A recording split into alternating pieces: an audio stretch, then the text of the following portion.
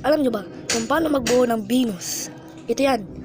Una, nagbunggo-bunggo ng libong-libong asteroid at nabuo ng Venus. Mainit pa ito. Hantayin natin lumamig ng lumabig. Tapos, nang lumamig na siya, nagkaroon na siya ng tubig at mga lupa at mga ulap katulad dito ng Earth. Tapos, nung tumagal ang Venus, nagkaroon ng malakas na pagkidlat. Kaya, uminit ito ulit. Pero, pagdating ng billion years ago, ay, nagkaroon na siya. Ang ring niya, sulfuric acid. Yup. Okay, sulfuric acid daw. Kaya, ang tawag doon, umuulan na siya ng sulfuric acid at saka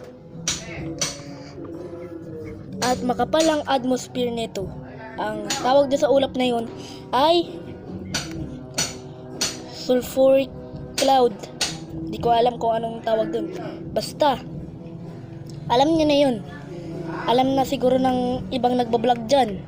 Kaya, di ko rin alam. Basta, kaya, ang tawag doon ay Venus na.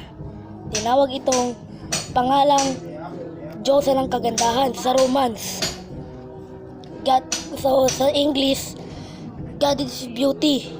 Diba? Kaya, gano'n talaga, mainit na yun. Pero kapag nakalipas na ang kakainin ng araw ang Mercury at ang Venus, mamamatay na ang life ng Venus at ng Earth at ang Mars. Kaya huwag kang makalimutan mag-subscribe, like, and comment. See you sa next video. Shoo!